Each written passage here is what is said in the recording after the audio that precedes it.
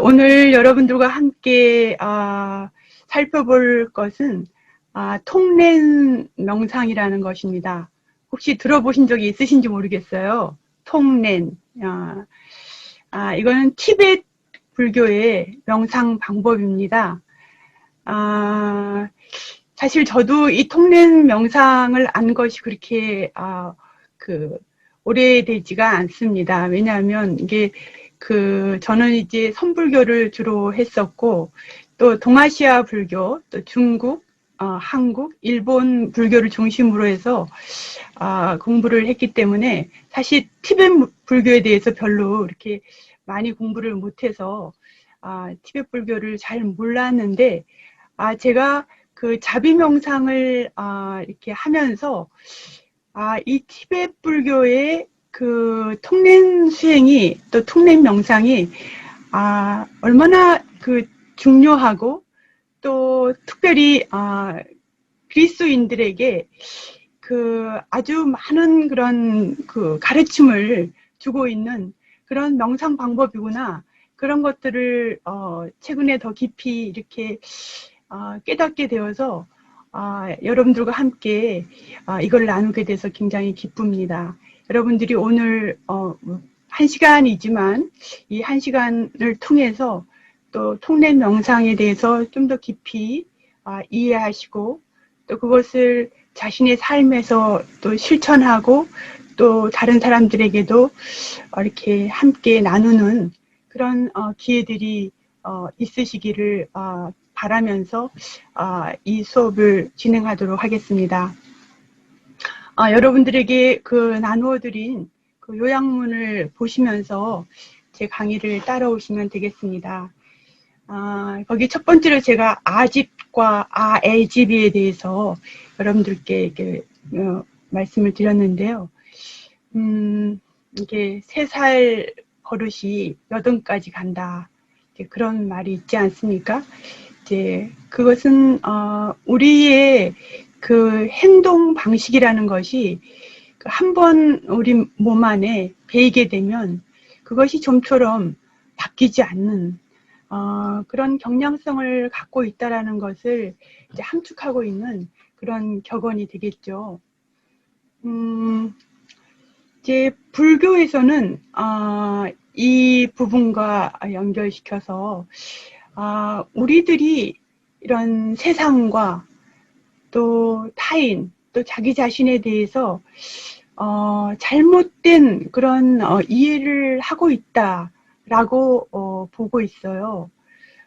왜곡된 그런 이해 방식, 그것 때문에 사실은 우리 안에 고통이 있게 되고, 또 아집이 생겨나고 이제 그런다고 보는 것이죠.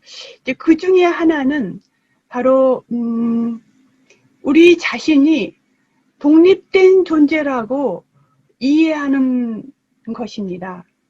나는 나라는 존재로 독립되어 있고, 너는 너라는 존재로 독립되어 있다라는 바로 그 존재에 대해서 독립성을 부여하는 바로 그 측면이 우리의 존재의 실상을 잘못 이해하는 그러한 키가 된다라고 불교는 보고 있습니다. 나 따로 너 따로라는 생각 때문이죠. 바로 그것 때문에 아집이 생겨난다고 보는 거죠. 자기 자신에 대한 집착, 아집. 그 아집은 자기를 아끼는 마음으로 발전하게 됩니다. 예, 그것이 바로 아애집이 되겠죠. 따라서 이 아집과 아애집, 사실은 이것이 우리 인간의 삶의 자리 안에서 우리 자신을 고통으로 이끌어가는 그 주요 요인이 되는 것이죠. 그래서 이것을 어떻게 이것으로부터 우리가 자유로워질 수 있는가, 이제 그 방법을 가르쳐주는 것이 사실 불교의 명상입니다. 불교의 명상은 앞서 우리가 쭉 살펴보았던 그런 호흡 명상, 걷기 명상, 바디스캔 명상, 화 명상, 화해 명상, 그 밖에 다른 여타의 명상들은 전부 이것과 연관이 되어 있습니다. 자기 집착으로부터 자유로워질 수 있는 그 방법들을 명상을 통해서 배워나가는 것입니다.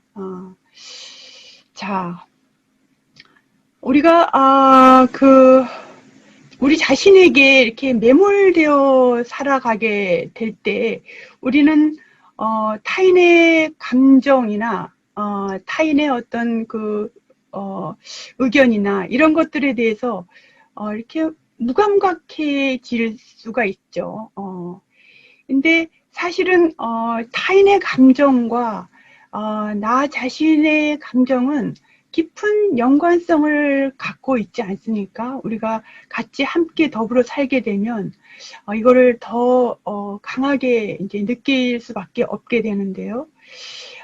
그래서 인간관계를 잘 맺는 데 있어서 아주 중요한 것은 이제 어떻게 상대방의 감정이나 생각이나 이런 것들에 공감하느냐, 공감 능력, 그것에 대해서 불교 명상을 통해서뿐만이 아니라 심리학에서도 그러고 이제 다른 여타의 학문에서도 이 공감을 굉장히 강조하고 있습니다. 자, 이제 공감이라고 한다면 공감은 이제 다른 사람의 느낌과 그런 어떤 감정들을 잘 감지할 수 있는 능력이라고 할 수 있는데, 자, 이것은 감정이입, 엠퍼시라고 하는 감정이입에 이제 배려를 더한 것이다. 자, 이렇게 정의를 내릴 수 있겠습니다. 공감을. 그럼 다른 사람에 대해서 잘 공감했다는 것은 그 사람의 뭔가 문제를 내가 잘 이해하고 따라서 그 문제에서부터 그 사람이 자유로워지기를 내가 바라는 마음이 자연히 내 안에서 올라오겠죠. 바로 그 바라는 마음이 올라오는 것이 바로 자비가 되는 것이죠. 네. 그래서 컴패션이 생긴다.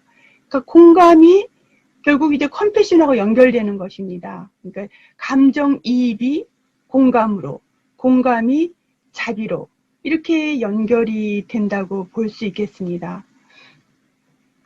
우리가 누군가의 고통에 공감을 하게 되면 거기서 자연적으로 우리 마음 안에 자비심이 우러나올 수밖에 없게 되는 것이죠. 성경 안에 이것을 잘 보여주고 있는 그 예화는 사마리아인의 비유가 아닌가 싶어요.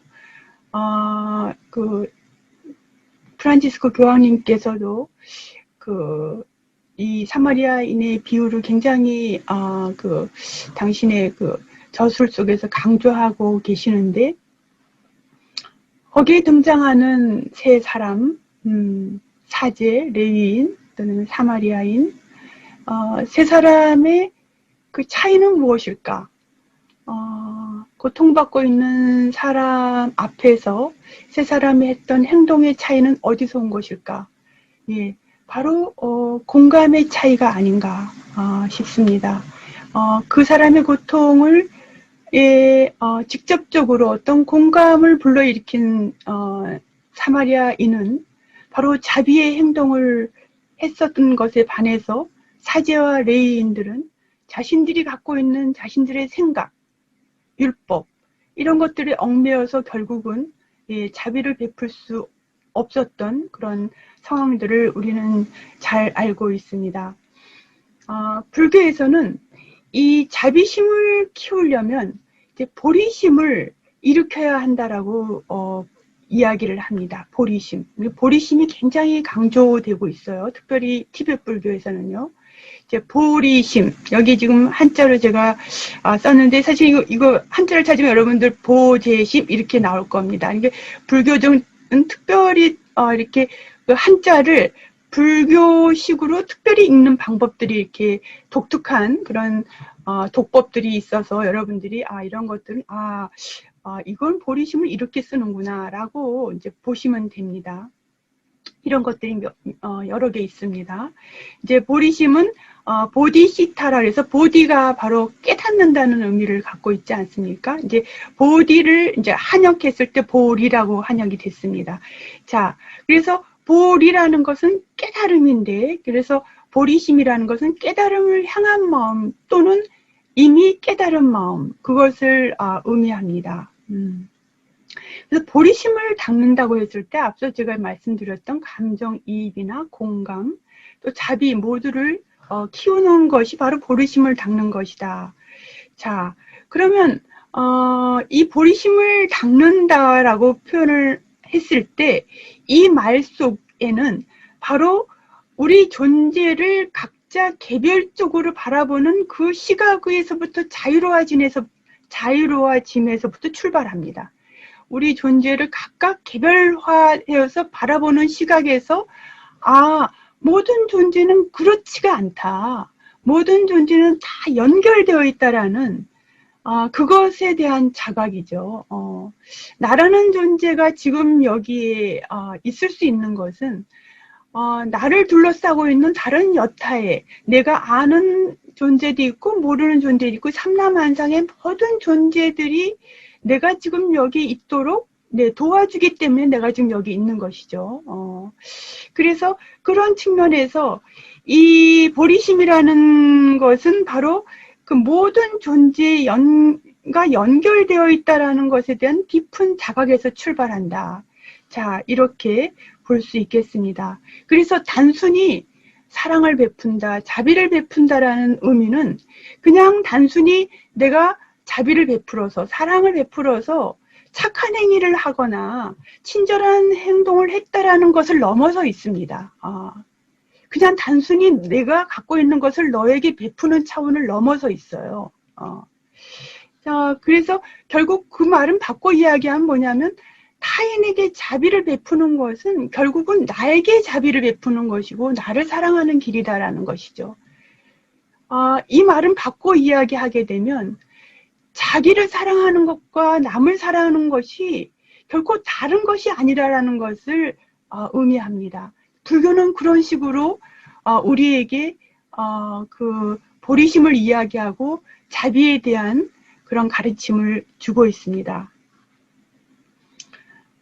우리가 나를 사랑하는 것과 남을 사랑하는 것이 정말 그것이 별개의 것이 아니라는 것을 깊이 자각하게 되면 나를 아끼는 그리고 나에 대한 집착을 우리가 많이 내려놓을 수 있게 되는 것입니다. 네, 많이 내려놓을 수 있게 되는 것이죠.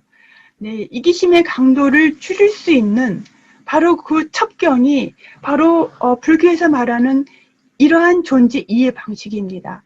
저는 이 부분을 정말 우리가 배울 수 있다면, 이걸 깊이 자각할 수 있다면 우리는 영성에 있어서 정말 깊은 그 점프를 하는 것이 아닌가 그런 생각을 합니다. 이거 자기 자신에 대한 집착과 애착으로부터 우리가 벗어날 수 있는 길을 내가 배울 수 있다면 사실은 우리가 영성생활에서 걸림목은 바로 나 자신이 아니겠습니까? 나 자신을 어떻게 뛰어넘느냐가 관건인데 그거를 뛰어넘을 수 있도록 불교는 우리에게 존재를 이해하는 방식을 새롭게 우리에게 제시해주고 있다는 것이죠. 저는 부처님의 가르침 중에서 이것이 가장 중요한 가르침이 아닌가 싶어요. 존재에 대한 이해 방식. 자, 그래서 이런 측면에서 보리심을 닦는다라고 했을 때 이 보리심을 닦는 것은 단순히 그냥 우리의 어떤 행동 방식을 바꾸는 데 있어서 정말 그 중요한 그런 이제 수행이자 명상 방법이다. 자, 그래서 티베트 불교의 스승들은 그 보리심 닦는 것만큼 그 불교 그 마음 닦기에서 중요한 것이 없다. 그거를 능가하는 것은 없다. 라고들 이야기를 합니다. 굉장히 자비 명상, 자비 실천을 강조하고 있습니다. 티베트 불교 전통에서요. 그래서 여러분들이 그런 티베트인들 사진이나 아니면은 뭐 동영상이나 또 달라이 라마가 이제 그 대표적인 인물이 아니겠습니까?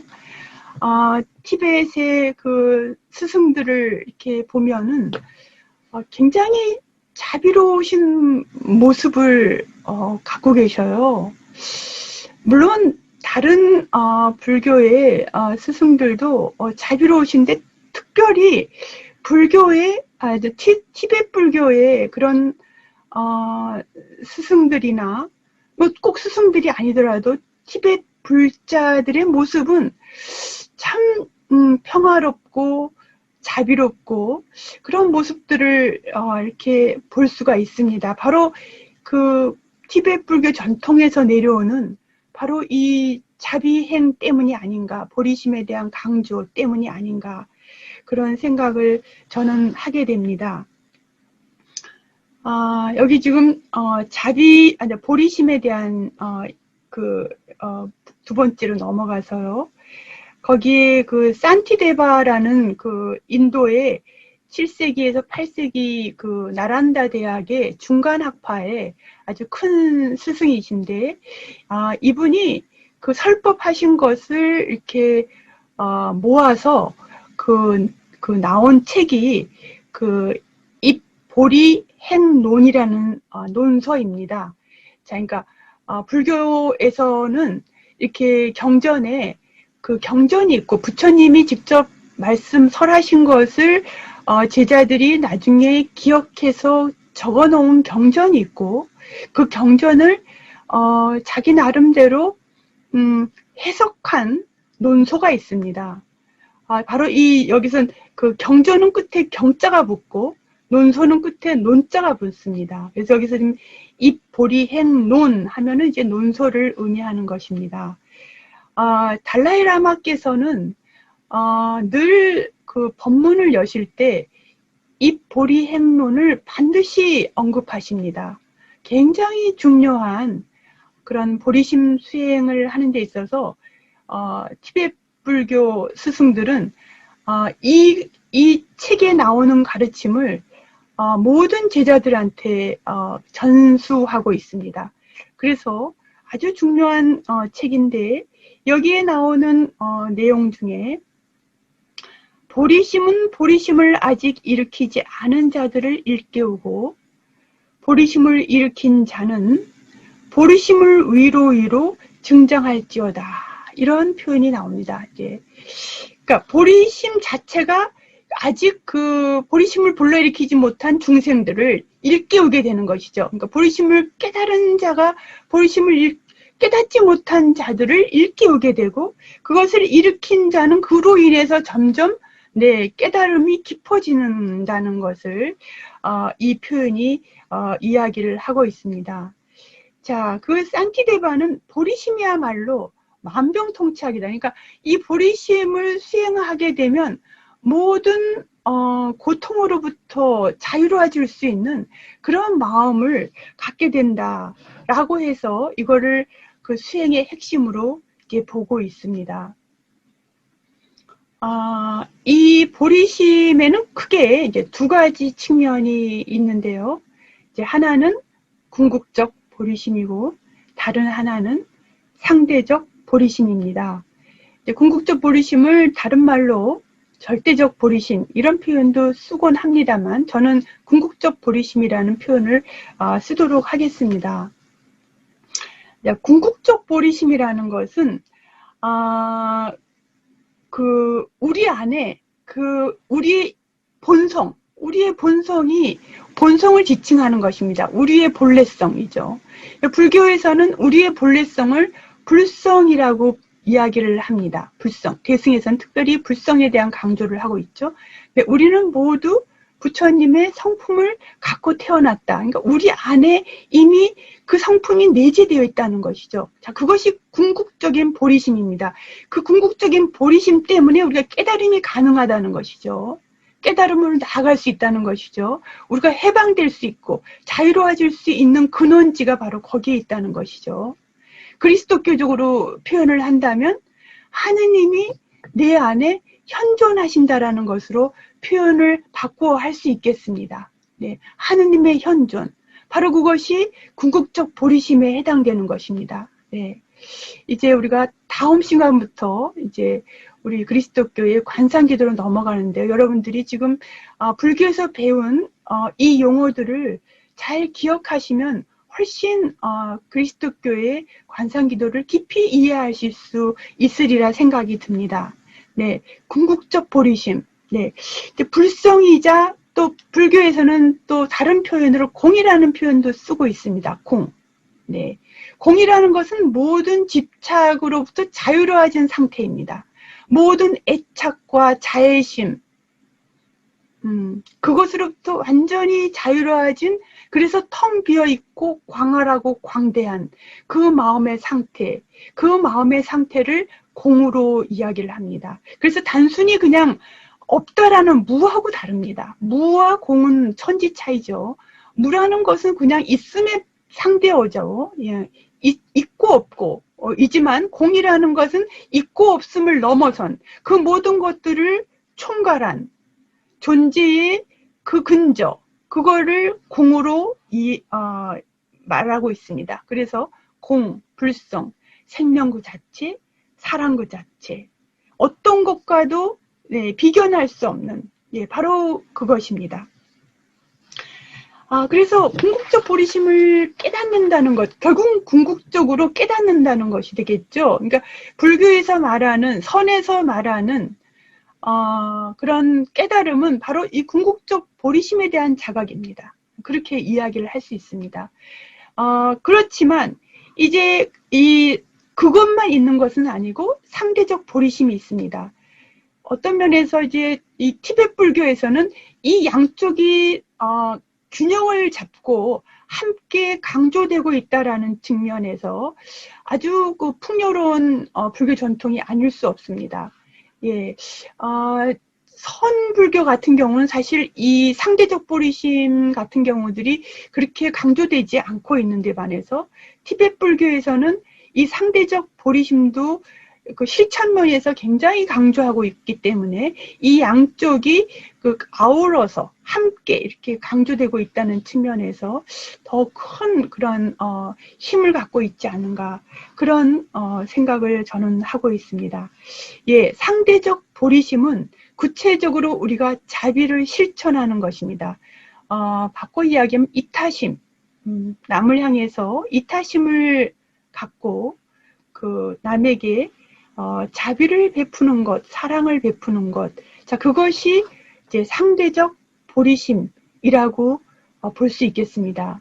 예. 이제 그리스도교적으로 이거를 받고 이야기한다면 사랑에 대한 실천을 그리스도교는 굉장히 강조하고 있지 않습니까? 네, 사랑의 실천. 바로 그 사랑의 실천이 상대적 보리심에 해당되는 것이고 그 상대적 보리심을 불러일으키는 근저는 바로 하느님이 사랑이시기 때문에 사랑 자체이신 그분의 사랑으로 내가 다른 사람을 사랑하는 것이죠.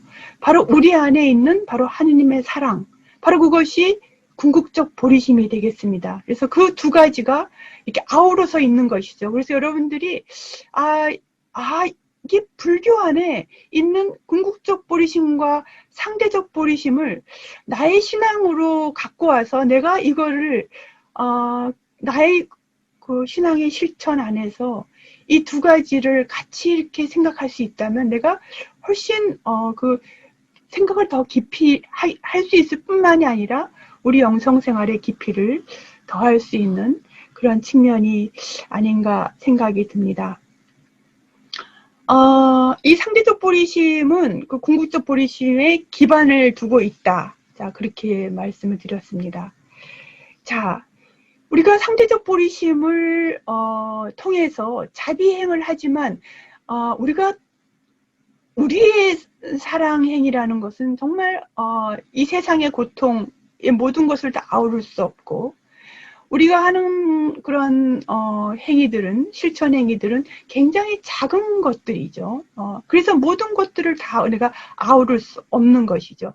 그렇지만 우리가 그렇다고 해서 실망하지 않고 우리 그 작은 실천들을 계속 해나갈 수 있는 것은 바로 궁극적 보리심에 대한 믿음 때문이죠. 네, 궁극적 보리심에 대한 믿음 때문에 우리는 절망하지 않고 우리가 못다한 것을 하느님께서 해주실 수 있다라는 그 믿음 안에서 그것을 그분께 맡겨드릴 수 있는 그런 마음을 불러일으킬 수 있기 때문에 사실은 이 두 가지는 계속 같이 이렇게 병행한다. 그렇게 말씀드릴 수 있겠습니다.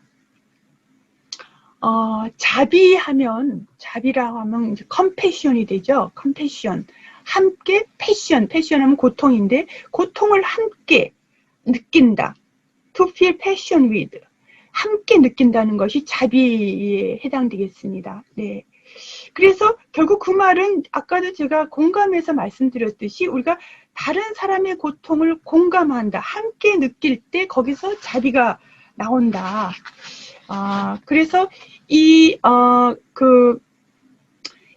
보리심을 닦는다는 것은 바로 이 공감을 통해서 자비심을 이제 불러일으키는 것인데, 티베트 불교에서는 이 수행을 구체적으로 로종 수행이라고 이야기를 합니다. 로종이라는 표현이 거기 세 번째로 나오고 있죠. 로종. 로라는 것은 마음이고, 종이라는 것은 수련, 닦기 이런 의미입니다. 티베트어로요. 그래서 로종이라는 것은 마음 닦기를 의미합니다. 네. 로종 수행에서는 왜 나는 고통을 받고 있는가? 왜 나는 이렇게 많은 부정적인 감정들을 갖고 살아가는가? 이런 것들을 문제 삼습니다. 자, 그래서 이 로종 수행을 하는 데 있어서 이제 티베트 불교에서는 마음 훈련 8구절, 이거를 티베트 불자들은 전부 애웁니다. 애우고 이것을 자신의 삶의 자리에서 계속 실천하려고 노력을 하고 있죠. 그래서 거기 여러분들에게 지금 8가지를 해놨는데요. 거기를 보시면서, 이건 지금 그 아티샤라는 존자가 이제 인도에서 티베트로 이제 로종 수행을 전수하면서 그의 제자인 랑리땅빼라는 사람이 이거를 보리심을 이렇게 8구절로 이렇게 정리를 한 것입니다. 이거를 이제 티베트 불자들은 이렇게 아주 소중하게 여기고 이거를 이제 실천을 하고 있습니다. 제가 조금 이 부분에 대해서 여러분께 설명을 드리도록 하겠습니다. 네, 거기 제가 나눠드렸지만 잠깐 화면 공유를 잠깐 이 부분을 하겠습니다.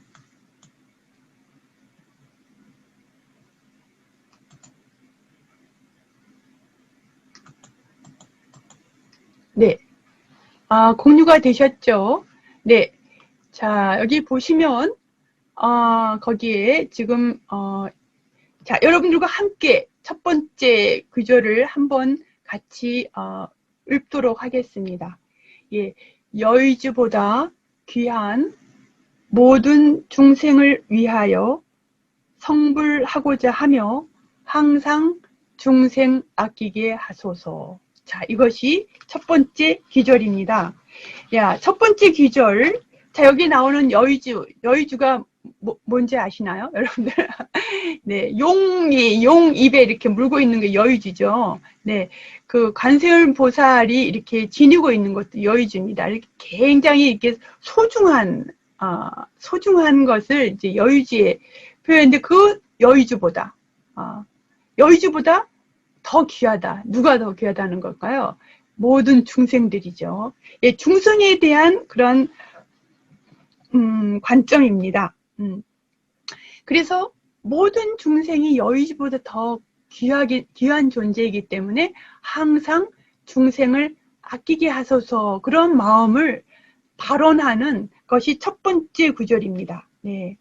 자, 이 구절에 함축되어 있는 내용이라 한다면, 아까 제가 앞서 말씀드렸듯이 우리가 살아가는 것은 중생 덕분이라는 표현을 했어요.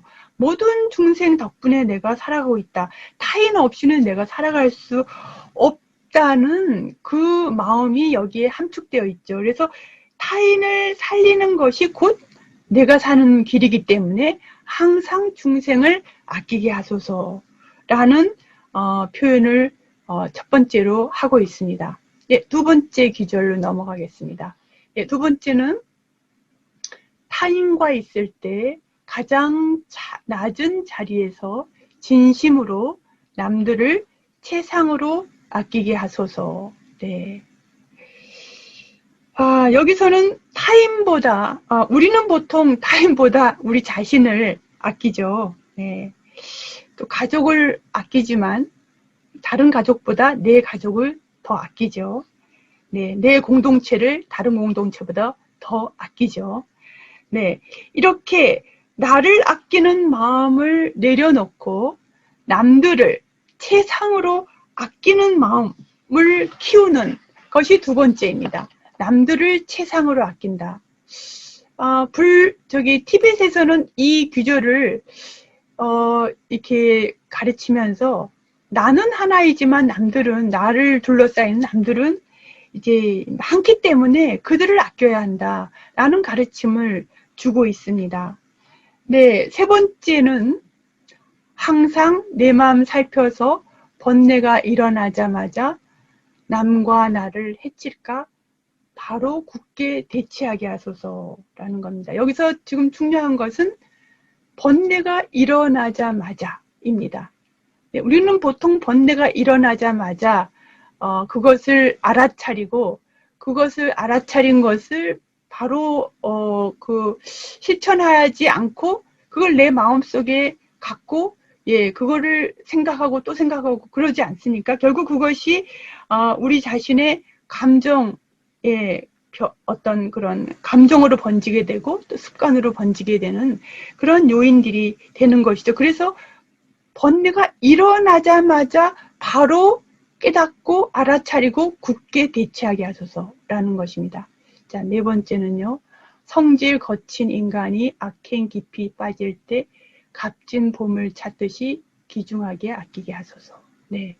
성질 거친 인간. 네. 나 자신일 수도 있겠고, 내가 함께 더불어 살아가는 어떤, 사람이 떠오를 수도 있겠죠. 네. 그를 귀중하게 아끼라는 것이 네 번째 기절입니다. 네. 그러니까 내 주변에 아주 함께 더불어 살기 힘든 사람들이 있죠. 그 사람들을 귀중하게 아끼라. 왜냐하면, 그는 사실 그가 갖고 있는 그 안 좋은, 성격 때문에 사실은 다른 사람을 괴롭히지만 자기 자신이 더 괴로움 속에 살아가고 있는 존재라는 측면에서 그를 가엽게 여기고 또 그로 인해서 내가 다시 깨달을 수 있는 어떤 기회가 그를 통해서 받았기 때문에 그를 귀중하게 여기라. 이런 내용이 네 번째 내용입니다. 정말 쉽지 않은 것 같습니다. 삶에서 이것을 실천하는 것이 정말 쉽지 않다는 생각이 듭니다. 그래서 명상이 필요하지 않나 싶습니다. 네. 명상은 바로 이러한 측면에서 우리 자신을 다시 새롭게 하도록 재촉하고 있기 때문이죠. 예, 다섯 번째, 남이 질투 때문에 나를 비방할 때 패배 내가 지니고 승리를 남에게 바치게 하소서. 네. 야, 내가 패배를 지니고 남에게 승리를 바치게 하는 것, 이것도 쉽지 않은 것 같습니다. 우리가 다른 사람과 갈등이 있게 되면 내 주장을 하게 되죠. 상대도 자기 주장을 하고요. 서로 자기 주장, 자기 생각이 옳다라고 계속 그렇게 하면서 감정이 격해지고 또 화를 내게 되고 이제 결국은 이제 관계까지 틀어지게 되는 그런 경험들을 우리는 살면서 이렇게 하게 되죠. 자, 그렇게 됐을 때 여기 좀 패배 내가 지고 내가 패배한다. 너에게 승리를 주고 내가 패배한다. 자, 그 말은 그냥 내가 그래 졌어 라고 말하는 그것이 아니고 내가 사실은 이런 상태는 너나 나나 이기고 진 것이 없죠. 그렇지만 내가 이것을 받아들이고 인간관계 안에서 갈등이 있을 때 한 사람이 져야 갈등이 풀어지죠. 둘 다 이렇게 하게 있으면 다 루즈로 끝나는데 이것을 극복할 수 있는 건 누군가가 져야지 가능한 것입니다. 갈등이 풀리는 것이죠. 그런 측면에서 패배를 내가 질 수 있도록 그렇게 촉구하는 구절이 이 구절이 되겠습니다. 예, 6번째 구절은 희망 기대 갖고서 내가 많이 도와준 이가 나를 해쳐도 선지식으로 모시게 하소서. 자, 나에게 상처를 준 사람에게 자비심을 갖도록 이야기를 합니다. 나를 도와준 사람이 나를 해쳐도, 나에게 상처를 주어도 그를 선지식으로, 그를 스승으로 모시게 하소서. 참 이것도 쉽지 않은 것 같습니다. 예, 상처를 준 사람을 나의 스승으로 섬기는 것은 정말 쉬운 일이 아닌 것 같습니다. 그렇게 되려면 먼저 상대를 용서하는 것에서 출발을 해야 되겠죠. 네, 이것을 그건 정말 티베트 불자들은 계속 자신의 삶에서 실천하려고 굉장히 노력을 하고 있습니다. 7번째, 직접 간접적으로 중생께 행복을 바치고 모든 고통을 내가 은밀하게 받게 하소서. 자, 이게 통렌 명상입니다. 통렌 수행입니다. 제가 이 7번은 나중에 따로 여러분들에게 설명을 드리도록 하겠습니다. 자, 8번, 세속 팔풍에 물들지 않고 모든 현상이 환영인 줄 알고 집착 안 하여 중생 해탈하게 하소서. 자, 이것이 8번째가 바로 궁극적 보리심을 깨닫는 바로 그 구절입니다. 1번부터 7번까지는 상대적 보리심을 깨닫는 마음 훈련 구절이었고 8번째는 궁극적 보리심을 깨닫는 그런 공성을 키우는 그런 것입니다. 자, 이거는 세속팔풍이라 하면 실질적으로 자기 돈과 빈곤, 즐거움과 괴로움, 칭찬과 비난, 명예와 불명예에 대한 갈망. 자, 이런 갈망을 세속적인 8바람이라고 이야기를 합니다. 우리가 살면서 추구하는 이런 갈망들은 불교적인 관점에서 볼 때는 모두 환영에 불과한 것이다. 꿈에 불과한 것이다. 그래서 불교의 그 책들을 보면 꿈에 대한 이야기가 굉장히 많이 나옵니다. 네, 꿈. 여러분들이 실제로 지금 이것이 다 현실이고 살아있는 것이고 다 생생하게 느껴지지만 이거는 다 꿈에 불과한 것이다. 라고 이야기를 하는 것입니다. 자, 그래서 세속 팔풍은 실질적으로 존재하지 않는다는 것을 자각하는 것. 자, 그것이 바로 이 8구절이 되겠습니다. 네. 자, 그러면 다시 돌아와서요. 네. 여기 이제 제가 조금 시간을 너무 많이 써서 자, 여러분들 조금 예. 예. 여기 티베트 통렌 수행 쪽으로 이게 넘어가도록 그렇게 하겠습니다. 네, 지금 보리심을 닦는 마음 훈련 지금 8구절을 제가 여러분들에게 하고 함께 살펴보았는데요. 그 구절 중에서 7번째에 해당되는 네, 바로 그 구절이 통렌 명상 또는 통렌 수행과 연결됩니다. 여러분 다시 한번 그거를 7번째를 한번 보시면 자, 뭐라고 되어 있나요? 직접 간접적으로 중생께 행복을 바치고 중생에게 행복을 바치고 모든 고통을 내가 받는 것. 네, 이것입니다. 이게 가능하냐? 네, 그렇게 생각할지 모르겠는데요. 네, 이게 이제, 예, 수행 방법으로 이것을 지금, 실천하고 있는 것이죠. 네. 자, 앞서 제가 말씀드렸습니다.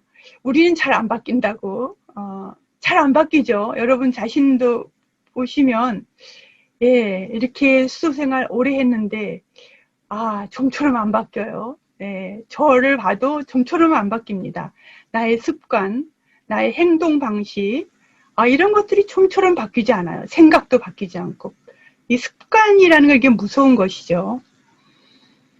자, 티벳 수행 중에서 우리 자신을 바꾸는데 가장 좋은 수행으로 통렌 수행을 듭니다.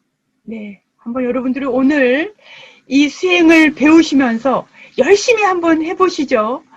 아, 이걸 통해서 여러분들이 바뀔 수 있다면, 네. 네, 이걸 통해서 여러분들이 바꿀 수 있다라고 지금, 그, 티벳, 스승들은 우리한테 가르쳐 주고 있습니다. 여러분들이 믿고 한번 실천해 보시면, 여러분들이 실질적인 변화를, 네, 느끼실 수 있으리라 생각이 듭니다. 통렌, 네. 티벳어로 통은 주고, 렌은 받기. 예. 그래서 통렌 수행이라 하면 주고받기 수행입니다. 주고받기 명상입니다. 그럼 무엇을 주고 무엇을 받는가? 네. 모든 좋은 것들, 내가 가진 모든 좋은 것들을 다른 사람에게 주고, 다른 사람이 갖고 있는 고통과 슬픔과 좌절과 그 모든 것들을 내가 받아들이는, 네, 바로 이 수행입니다. 네, 아이고, 그것이 정말 가능한가? 우리는 반대로 살지 않습니까? 우리의 일상의 삶은 내가 좋은 것을 취하고 싶고, 다른 사람에게 안 좋은 것을, 굳이 안 좋은 것을 준다기보다는 내 것을 먼저 챙기지 않습니까? 좋은 것을 나한테 먼저 챙겨요. 여러 가지, 먹거리에서도 좋은 것을 내가 먼저 챙겨서 먹고자 하죠. 네. 여러 가지 다양한 것들이 있으면 그 중에서 제일 좋은 것을 내가 챙기려고 하죠. 근데 그런 마음이죠. 그래서 우리는 좋은 것을 챙기고 집착하려는 경향성을 갖고 있습니다. 바로 이 경향성을 내려놓기 하는 것이 통렌 수행이다. 그래서 우리의 삶에서 좋은 것을 남에게 주고 타인에게서 나쁜 것을 내가 취하는, 자, 남과 나의 것을 바꾸는, 바로 이것입니다. 네. 그래서 처음 이 통렌 수행을 배우거나 그러면 이게 굉장히 마음으로부터 혼란도 오고 또 의심도 들고, 이거 다른 사람의 고통을 내가 받아들이면 내가 아프면 어떡한데? 이렇게 생각할 수 있지 않겠어요? 다른 사람 아픈 것을 내가 받아들여. 혹시 그 사람이 암이 걸렸는데 암을 내가 받아들이면 내가 암에 걸리나? 이렇게 생각할 수도 있겠죠. 근데 그런 걱정은 괜한 걱정이라 라고 스승들은 이야기를 합니다. 왜냐하면 통렌 수행이라는 것은 다른 사람의 고통을 내가 받아들인 다음에 내 안에 그 나의 본래성, 불성, 또 궁극적 버리심, 그것을 통해서 그 고통을 다시 치유의 에너지, 행복의 에너지로 바꾸어서 다시 상대에게 내보내는 그런 수행이 되기 때문입니다. 네. 자, 그래서 이 수행을 하는 데 있어서 중요한 것은 내 자신에 대한 불성, 내 자신 안에 그런 에너지, 그런 힘이 있다라는 것을 믿는 것입니다. 믿는 데서 출발합니다.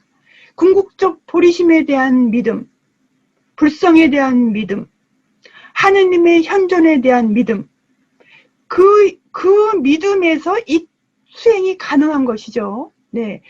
내가 다른 사람의 고통을 받아들이고 내 안에서 그것을 전환시킬 수 있는 것은 내 안에 계시는 살아계신 하느님, 성령께서 그것을 가능하게 하신다는 것을 내가 믿는 것입니다. 네.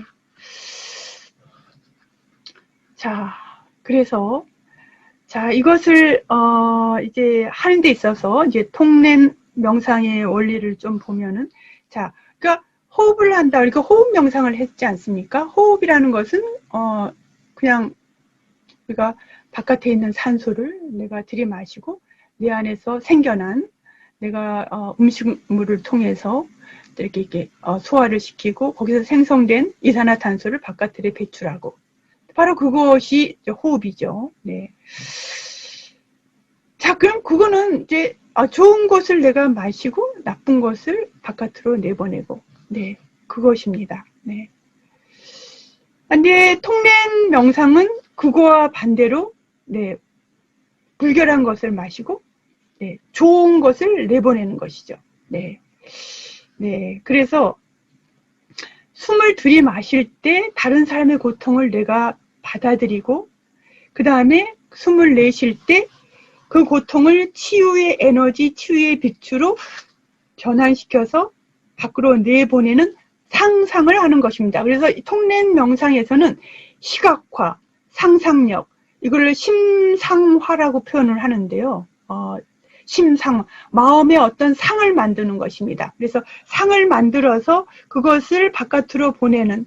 그래서 처음에는 의식적으로 이게 조금, 이게 그냥 뭐 가능한가 하지만 내가 의식적으로 자꾸 이런 상상을 불러일으킴을 통해서 자연적으로 내 안에서 이게 바뀌는 것입니다. 나의 마음이 바뀌는 것이에요. 근데 결국 바뀌는 것은 내 마음입니다. 내 마음에 아집의 자리가 바뀌고 아의 집의 자리가 바뀌는 것입니다. 자, 그래서 이 주고받기 명상이라는 것은 그 시각화를 많이 사용한다고 말씀을 드렸습니다. 상상력과 시각화.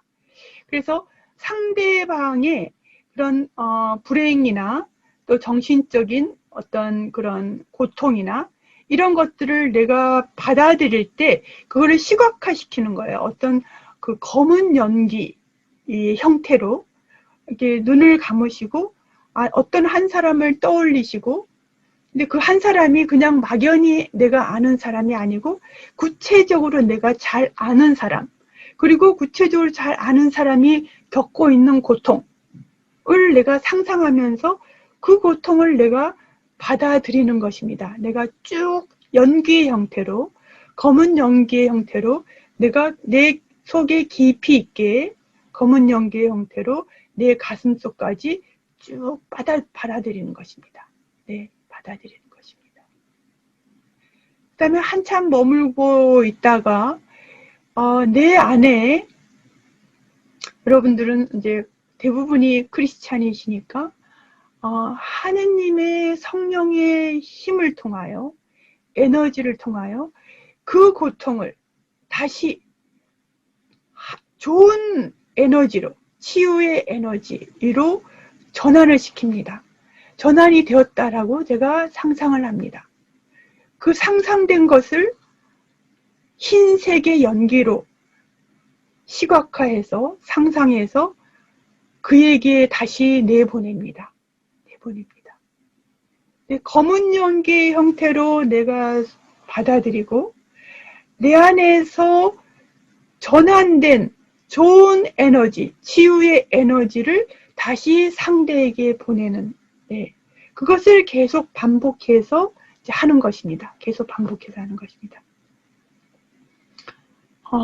처음 할 때는 뭐 인위적으로 느껴질 수도 있겠습니다만 우리가 계속 반복해서 이 작업을 하게 되면 이 상상력을 통해서 내가 이 작업을 하게 되면 내가 타인의 고통에 대해서 실질적으로 마음이 열리는 것을 경험하게 되고 그 고통을 내가 정말 내가 받아들이고 그에게 자비심을 갖게 되면서 내 안에서 자비심이 올라와서 그 자비심을 통하여 그것을 전환시키는 그 에너지가 더 강하게 되는 것이죠. 더 강하게 되어서 그 치유의 에너지를 상대에게 보내는 것입니다.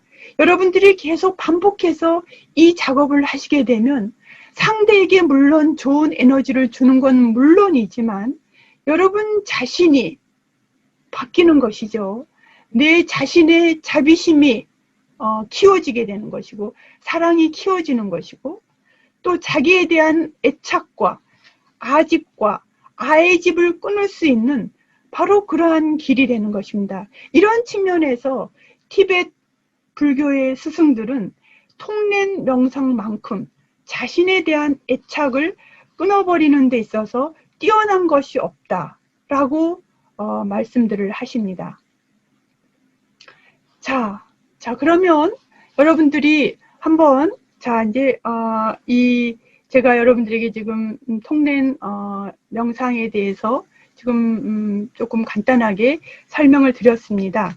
그래서 여러분들이 실질적으로 이 명상을 이제 해 보시는데, 자, 여기 지금 몇 가지 제가 제시를 했는데요.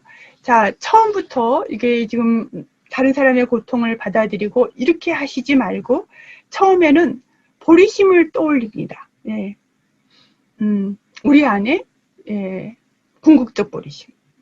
그래서 먼저 처음에는 호흡 명상을 통해서 내 안에 마음을 고요하게 가라앉히고, 고요하게 가라앉힌 다음에 궁극적 보리심, 내 마음의 고향에 내가 돌아간다. 그 마음의 편안함과 평화로움, 궁극적 보리심의 마음 상태를 여러분들이 먼저 만드는 것이 중요합니다. 네. 그래서 호흡 명상을 통해서 먼저 보리심을 떠올리면서, 궁극적 보리심을 떠올리면서 하느님의 현존을 떠올리시면서 여러분들이 하느님의 현존 안에 머물러 있음을 떠올리시면서 그 현존 안에서 이 통렌 명상을 하시는 겁니다. 네. 자, 그 다음에 두 번째로 하시는 것은 이제 시각화를 통해서 이제 받아들이고 또 내보내는 그 수행을 이제 실천을 하시는데, 먼저 자기 자신으로부터 출발합니다. 다른 사람에 대한 그런 대상으로 하기 전에 자기 자신을 먼저 대상으로 삼습니다.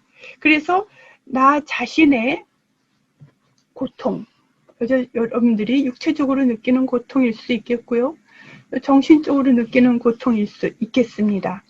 내가 느끼는 분노, 또 내가 느끼는 슬픔, 상실감, 실망, 증오, 네, 질병, 고통, 아픔, 네, 모든 것들, 이 모든 것들을 네, 상상하시면서, 생각하시면서, 예, 내 안에서 나는 이런 아픔, 이런 고통, 이런 슬픔,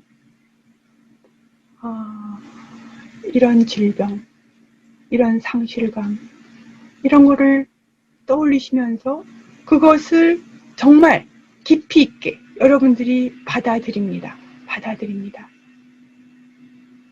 이것이 아주 중요한 것은요, 우리는 대부분 이것을 거부하기 때문입니다. 우리는 거부해요. 내가 고통받는 것을 싫어하죠. 내가 상실감에 놓여 있는 걸 싫어합니다. 슬픔을 싫어하죠. 분노를 싫어합니다. 따라서 우리는 사실 이것으로부터 도망가고자 하고 이걸 거부합니다. 이것을 거부하기 때문에 실질적으로 우리의 삶의 자리 안에서 우리가 삶이 더 버겁게 여겨지는지 모르겠습니다. 이거를 정말 내가 대면하고 직면하고 받아들이지 못하는 데에서 우리는 사실은 나 자신에 대한 자애심도 잃어버리게 되고, 더 나아가서 다른 상대에 대해서, 타인에 대한 자비심은 더더욱 내가 무감각해졌기 때문에 다른 사람에 대한 자비심은 더더욱 생겨나지 않는 이러한 악순환의 연속을 살아가고 있기 때문에 우리는 먼저 나 자신에 대한 고통을 받아들이고 내가 그것을 깊이 있게 내가 수용하는 그것으로부터 출발을 합니다. 그래서 그것을 검은 연기의 형태로 내가 깊이 있게 받아들이시고요. 그리고 하느님께 그것을 내맡기시고 하느님의 성령의 힘으로, 성령의 에너지로 그것이 치유되었고 그것이 행복과 평화로 바뀐 그 에너지를 다시 내보내면서 자신에게 내보내는 겁니다. 자신에게. 네. 자신이 들어마시고 검은 연기로 들어마시고 내 안에서 치유되어서 내 안에서 하느님에 의해서 치유된 그 치유를 다시 나 자신한테 내보내는 바로 나 자신을 위한 통례 명상이 되겠습니다. 나 자신을 위한 통례 명상요. 자, 좀 어려울 수 있겠어요. 여러분들이 이것을 할 때. 그렇지만 여러분들이 이것을 조금 처음에 어려우면 다시 처음을 돌아가서 네, 보리심을 떠올리는 것부터 출발합니다. 보리심을 떠올려야 이것이 가능하기 때문이죠. 보리심을 먼저 떠올리고 하느님의 현존에 머무르는 것을 먼저 하신 다음에 이것 작업을 하시면 되겠습니다. 그 다음에 여러분들이 하실 그 통례 명상은 다른 타인입니다. 다른 타인. 가능한 한 가까이 주변에 있는 여러분들이 잘 아는 사람을 떠올리시고 그 사람에게 도움을 주고자 하는 마음을 불러일으키시고 그의 고통, 그의 상실, 그의 아픔, 절망, 분노 이런 것들을 내가 내 몸으로 들여 마십니다. 네, 검은 연기의 형태로 들어 마신다고 상상을 합니다. 들어 마십니다. 그 다음에 그 안에서 내 안에서 그것이 하느님의 성령의 에너지에 의해서 치유되고 이 치유된 그 에너지가 하얀 연기, 하얀 빛을 띤 그러한 빛을 모습으로 빛의 형태로 다시 상대에게 보내진다라고 상상을 합니다. 네. 검은 연기, 하얀 빛, 검은 연기, 하얀 빛이라는 그런 상상을 통해서 우리가 상대에게 좋은 에너지를 이제 보내는 그런 수행 방법이 되겠습니다. 여러분들이 이것이 조금 되시면 이제 조금 더 이거를 확장시켜서 이제 세상의 모든 고통들, 내가 잘 모르는 사람이든 또 자연, 요즘 생태계 파괴 아주 심각하지 않습니까?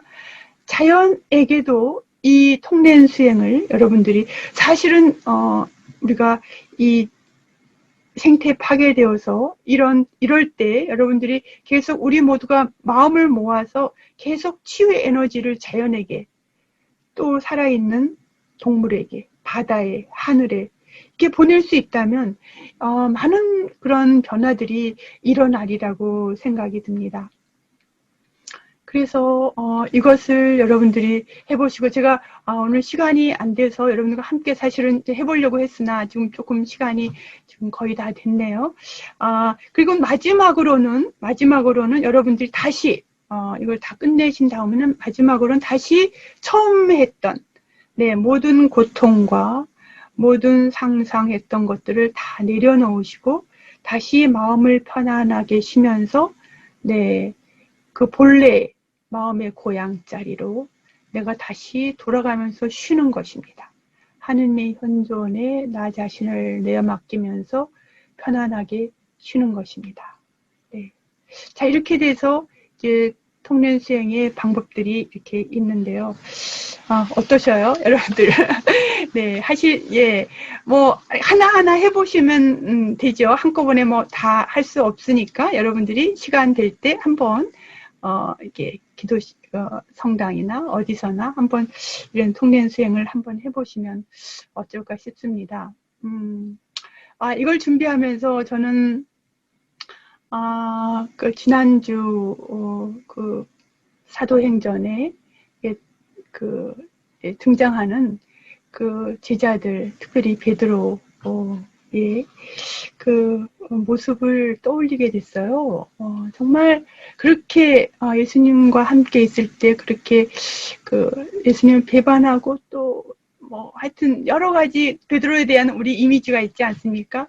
근데 사도행전에서 그 부활 이후에, 그 부활 체험 이후에 베드로의 모습은 완전히 바뀐 모습, 예수님이 하셨던 그 일을 그대로 하고 있는 베드로의 모습, 그것이 어떻게 가능한가? 같은 사람이었는데 어떻게 그것이 가능한가? 바로 그 안에 그 힘이 있기 때문이겠죠. 하느님의 영에 살아있음, 하느님의 영으로, 하느님의 영의 힘으로 사람을 살릴 수 있고 예수님이 하셨던 그 일을 할 수 있는 바로 그 에너지는 베드로 사도가 하느님의 영에 깨어 있었기 때문에 가능하지 않았나 싶습니다.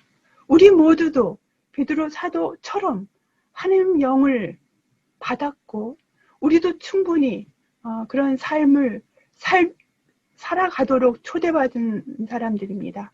부활의 증인으로서요. 그래서 여러분 각자의 삶의 자리에서 작은 그런 자기 자신의 변화를 위해서 이 통랜 명상을 한번 실천하시기를 권유드리고요. 자, 이 시간을 마치려고 합니다.